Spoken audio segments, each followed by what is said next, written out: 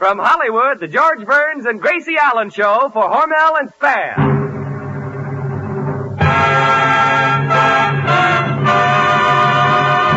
Crazy people.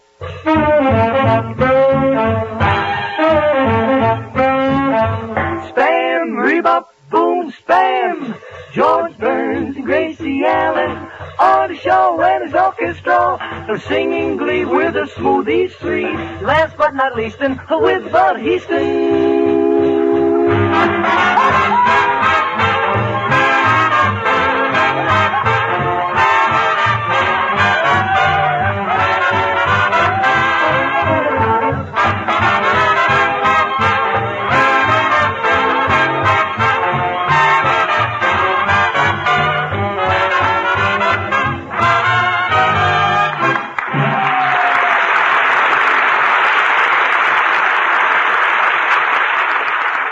It's Burns and Allen night again at your house, and yours sincerely has another helpful hint for housewives. Here's a suggestion for a one-plate meal that's quick to get, economical to use, grand to eat.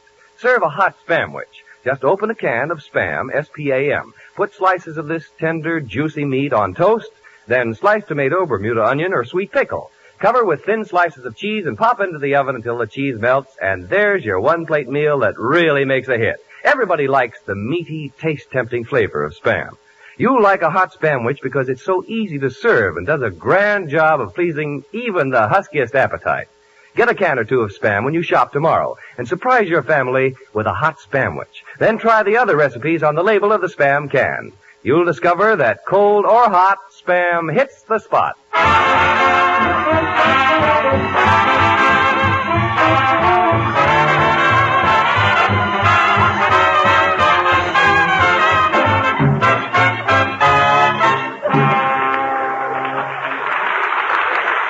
Gentlemen, last week, as you all remember, George Burns was taken for a ride by Huey Salas, that notorious gangster. We haven't heard from him since, and we feel the worst has happened. But the show must go on, so tonight we bring you his partner, Gracie Allen, in mourning, wearing a black dress which was especially designed for her by Schiaparelli, and here she is.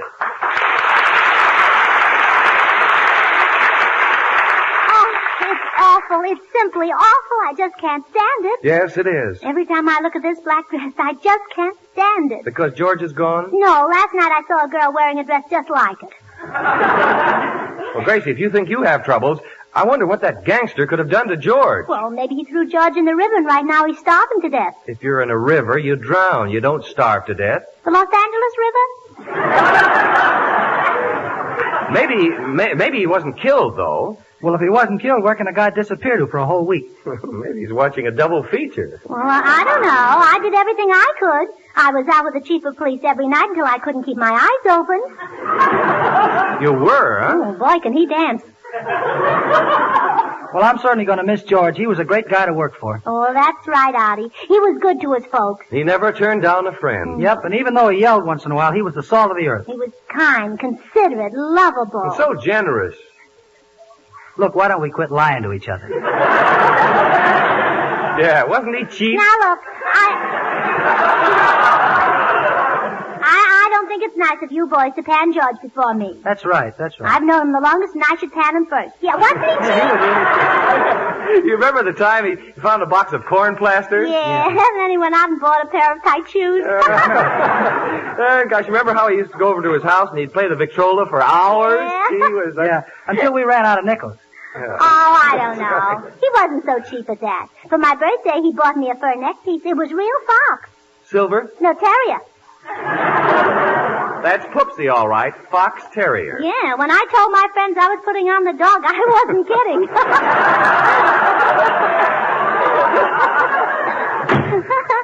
Well, hello, everybody. Here I am. Glad to see me?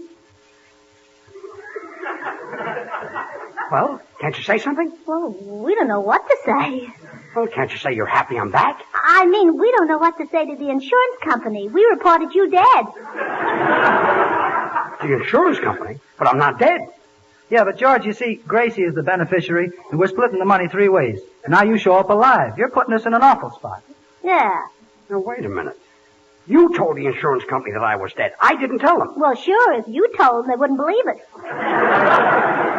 a fine reception. Say, George, tell me, what happened when you put on Gracie's clothes and pretended you were her Aunt Clara to fool that gangster, Huey Salas? Did the get-up work? Worked too well. Took me for a ride, and he drove me way out to a lonely spot. Then he parked the car. What happened? Well, what happened? Who's got that line? That's all. I just said it. What happened?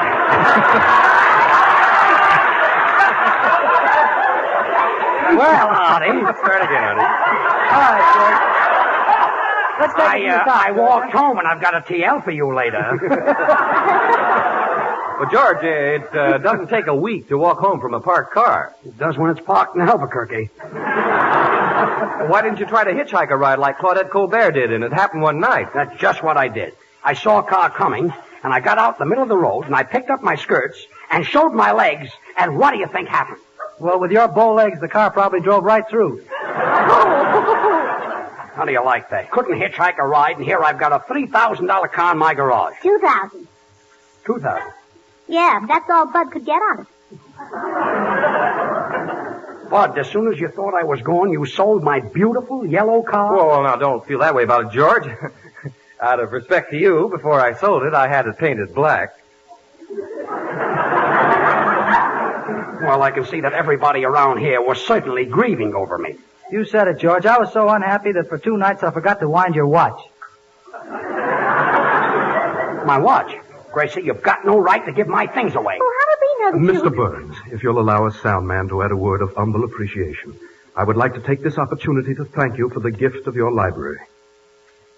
My library? Gracie, you gave him my whole library? Yes, both books. Well, I hope you enjoy them, sound man. Mr. Burns, I'm counting the hours until I can start reading them. Just think. Tom Swift and his electric flying machine and the Bobbsey twins at Spruce Lake. Yeah. Well, you people may not worry about me, but I don't care. I know someone who loves me. My mother. I can see her right now standing in the window waiting for me. And do you know why she's standing there? Well, she has to. We sold all the furniture.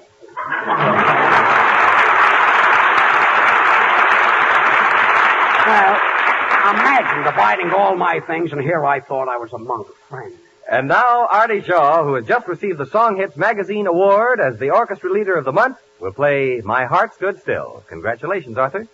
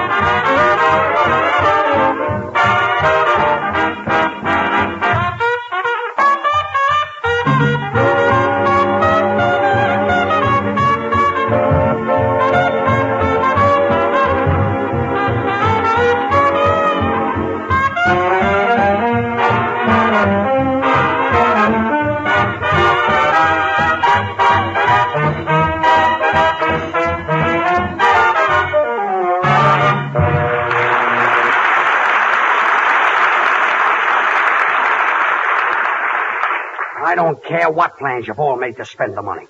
Life insurance isn't payable until you're dead, and I'm not dead. But, George, nobody will know the difference. Those ridiculous suggestions you make. Supposing they do find my hat in the river. That won't mean anything. Well, it will if he's got it on. Well, I'm not going to do it. Oh. Look, George, why do you want to live?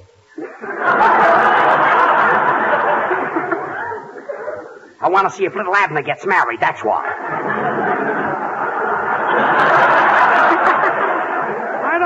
I don't know what you're complaining about, Artie. With your salary, I could buy myself a new suit every day. That's what I'm complaining about. You do. Oh, say, we forgot to tell George the insurance adjuster will be up here any minute now. We've got to think of a plausible story to tell him. Let me get you people straight. Senor Burns. If you think, Senor Burns. for 1 minute that I'm going to do Hey, it... Poopsie! Stop. Stop with that poopsie. We can tell You know, I could get mad, you know what? We can tell the insurance man you died like my uncle from the weasels. The weasels? See, It's measles. How could your uncle die from the weasel? he was crossing the railroad track, and he didn't hear the weasel.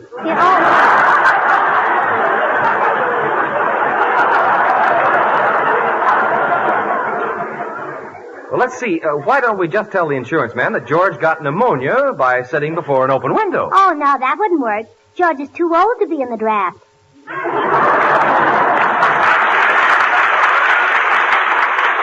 Now, look, I made one mistake last week, and I'm... Oh, boy. Gracie, answer that. Hello, Spam's Meatheart, Gracie Allen speaking. Hello. This is Huey Salas.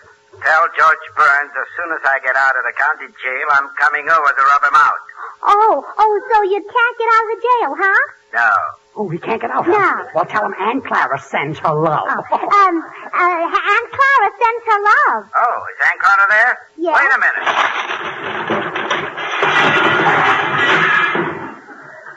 Tell Ducky I'll be right over. You mean he broke out? Oh, don't look now, Ducky, but your goose is cooked. Oh. This is awful. What'll I do? Well, look, I got an idea. When the insurance adjuster gets here, tell him that you died last week, and he'll declare you legally dead. And then nobody can kill you, not even Huey Salas. Well, how do you like that? I've got to die to save my life. How can I tell the adjuster I'm dead? I'll be standing right here in front of him. Yeah, but you won't be George Burns. You'll be George Burns' father. My father? Yes. My father? Yes. How can I be my own father? Oh, marry Huey Salas and just adopt yourself. Oh, quiet. Sound man, see who that is. That may be Huey Salas. In just a moment, Mr. Burns. I'm reading the life of Napoleon Bonaparte. It's only 16,000 pages. It won't take long. See if that gangster is outside. It won't take long. What's your idea of a short story? The life of George Burns. See if that's Huey Salas. It isn't. Oh, good. Let him in. Good evening. My name is Stebbins. I'm from the insurance company, and George Burns is dead. Say, wait a minute, mister. You resemble George Burns. Oh, why shouldn't I? I'm George Burns' father. Yes. A man of your age, George Burns' father? Well, that's hard to believe. Well, thanks. But I guess it's possible. Maybe you got married late in life. If I were alive, I'd tell this guy something. I just can't get over Mr. Burns' resemblance to his son, George. Well, after all, like father, like son. He has my blood. I knew somebody must have had it. Well, you see, we're exactly alike. George was a handsome lad. He got his eyes for me. And he got that cute little nose for me. And he got those pretty little ears for me. And he got his teeth from Dr. Cowan. He did not. Poor George. I don't know where he went, but wherever he went, I hope he took a lot of Spam along with him. Spam? Where George is? Well, Artie... See, Spam doesn't need any refrigeration. Well, cold or hot, we got it in the spot.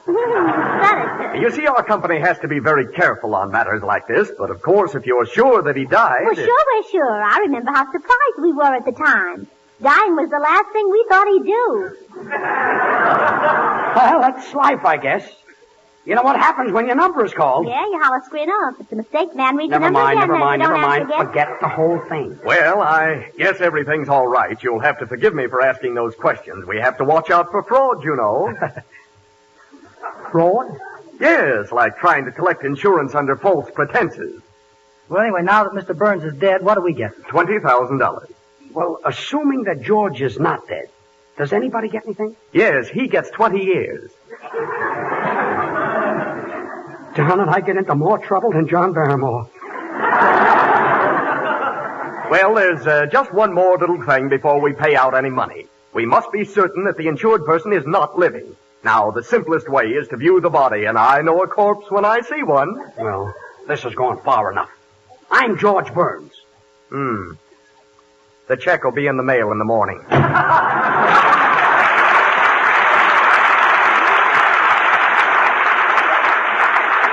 I wonder what he means by that. And now the Smoothies, Babs, Charlie, and Little will swing out on I Got Rhythm. I got rhythm, I got music, I got my gal who could ask for anything more. I got daisies in green pastures, I got my gal who could ask for anything more. Oh, man, trouble, I don't mind him, you won't find him around my door. I got starlight, I got sweet dreams, I got my gal who could ask for anything more. Who could ask for anything more? I got the rhythm, I got the rhythm. Never feel low down, I got the rhythm and I'll strut on down. I got the music, I got the music. I'm on the street with rhythm. It's the sunny side of the street. Days can be sunny with never a sigh. Don't need what money can buy. Birds in the trees sing their day full of song. Why shouldn't we sing along? I'm chipper all the day, Heavy with my life. how do I get that way? Look at what I've got. I got the rhythm. I got the rhythm. I got rhythm. I got music. I got my gal who could ask for anything more. I got daisies in green pastures. I got my gal who could ask for anything more. Oh, man, trouble, I don't mind him. You won't find him round my door. I got the rhythm, rhythm. I got the rhythm, rhythm. I got starlight.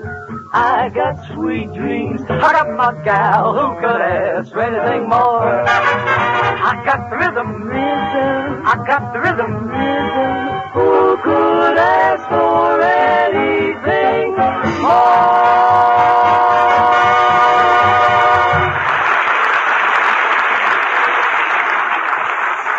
Look, Bud, when Huey Salas comes in, I'll have to run in and get dressed. Well, no, not now, George. I'm sorry. I've got a little message here. I forgot this Hey, for you. for a grand lunch, just open... Oh, hello. Gracie, pardon me for interrupting your broadcast, but I just had to drop in to tell you... Please, girls, I'm talking. Gracie, I simply had to tell you that I tried the grand suggestion you made last week. Oh, about Spam biscuit waffles. Wasn't that good? Oh, girls, Perfect. You should have seen the way my family went for those waffles and hot slices of fried Spam. Oh, well, did your waffles turn out all right, nice and fluffy? Look, do you mind if I have... Wonderful, Gracie. Waffles made with Bisquick are simply grand and so easy to make. The easy directions are right on the package. And you know, most of the waffle ingredients, expertly blended, are right in Bisquick. I was delighted. As I was saying... Oh, well, that's fine. Did you like the Spam? Did we like it? Gracie, Spam is all you say it is. I told you. My, such tender, juicy, delicious meat. And such a time saver. All ready to eat as soon as you open the Spam can. All I did was pop a few slices into the frying pan for a jiffy. And believe me, Gracie, the meaty flavor of lightly browned, sizzling hot slices of Spam and those golden, delicious Bisquick waffles really made a hit. Now, look, please, would you mind if Oh, I had... have you tried Spam and waffles for supper, too? Oh, please, I'm the announcer on the show. Just give me one more chance. Oh, yes. Oh, pardon us, Bud. Only a third of a page left.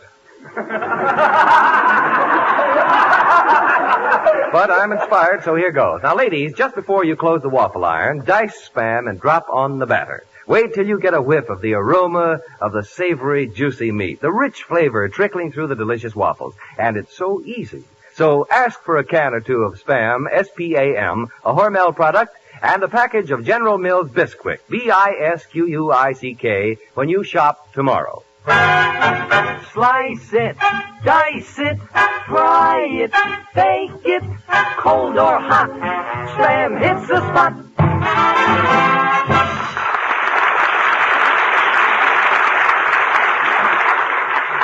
Say, where's George? Huey Salas will be here any minute. George is inside putting on one of your dresses. Oh, so he'll look like Aunt Clara, huh? Yeah. How can a smart gangster like that Huey Salas fall for that Aunt Clara stuff? George with that face that needs a shave and those hairy arms and false teeth and a cigar stuck in his mouth. Where can you find a woman that looks like that? On the Bob Hope Show. Now, look, we got George into this mess, and it's up to us to get him out of it. Oh, I've got an idea. Huey Salas wouldn't like Aunt Clara if he knew that she had a baby. Baby? But she hasn't got a baby. Yes, she has. Who? You. Me? Yeah. If I'm a baby, how can I play clarinet? Oh, put a nipple on the end of it. Aunt Clara, Huey Salas, why must I get into this triangle? Well, babies always get into triangles, if you know what I mean. Okay, but my heart won't be in it. Oh, look!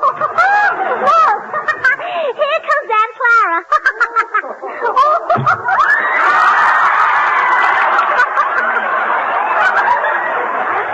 All right. Go ahead. Laugh. Go ahead, just laugh. Oh, boy. The things I have to do to make $1 million. What's so funny? Well, look at you, George. You've got your bustle on in front. So what? Oh, when Huey sees it, he'll think you're walking out on him. I'd be better off if I was taken for a ride than putting on the silly girdle. Gee, I can't breathe. What girdle? The red one that was hanging in the closet. Gee, I thought I'd never get into it. Girdle? That was a hot water bottle. A hot water bottle? Yes. There must be an easier way to get rid of that gangster. Mr. Burns. What does it sound, man? While in Harvard, I wrote a book on criminology. Chapter 8 of this book deals with the fear psychosis. The procedure is to look the criminal straight in the eye, and the intensity of the stare frightens him. What happens if I look at him very intensely and he doesn't become frightened?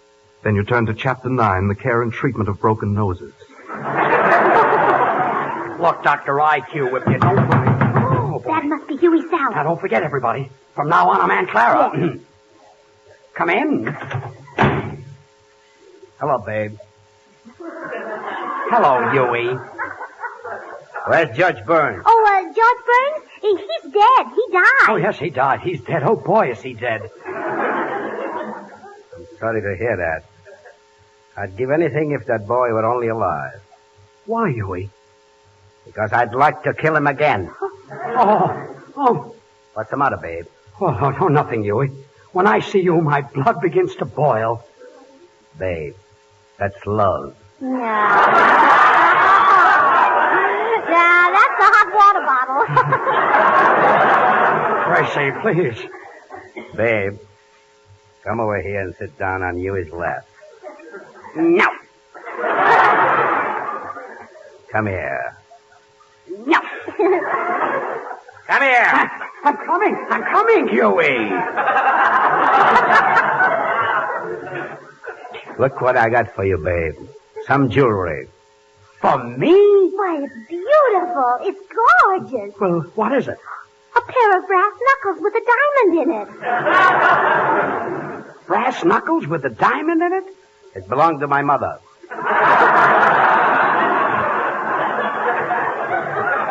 Why, Huey, how did you ever think of getting a thing like that for me?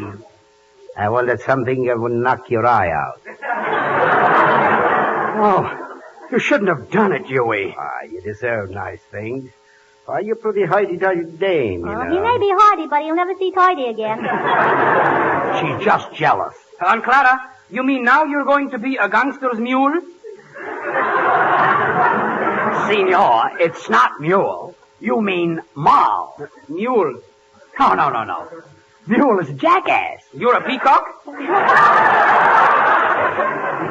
Hey, you cockroach. You can't talk that way to my dame. You don't scare me. I can fight anybody with one hand. Yeah? Why don't you fight me? You got one hand? Oh, don't mind him, Huey. Okay, babe. Well, I never told this to a dame before. Clara, I want you to be my wife. Your wife? Well, why don't you answer, babe? Well, Huey, this is so sudden. Yes, you probably touched a warm spot in this hot water bottle. Well, are you going to marry me? Why, no, Huey, I can't marry you. Not that. I'm young. I'm gay. I love life. I want to live. Babe, I'm not taking no for an answer. Huey, there's something that you don't know about Aunt Clara. What? Willamette. Oh, isn't it? Goo goo da da mama.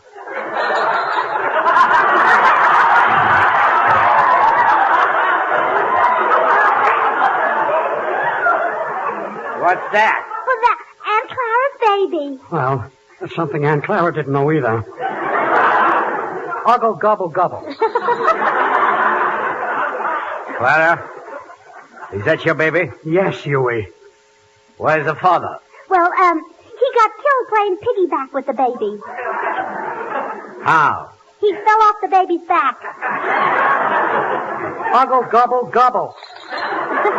Huey, isn't little Artie cute? You know, you hold him one way and he looks just like my husband. Yeah, you hold him the other way and he looks just like you. Yes. Well, babe, give Uncle Huey a little smack, huh? Oh, what, He slapped me. Oh, well, he didn't mean it, Huey. I'm not sore. Say, anytime an infant can give Huey Salas a black eye is good enough to be my son. Clara, next week we get married. Married? Oh. Gee, George fainted. Well, will George come too? Will he have to marry Huey Salas? Will he have orange blossoms in his hair? Or lilies on his chest? Will he ever get out of this mess? Will he ever get out of the hot water bottle? Well, come to the wedding. You're all invited.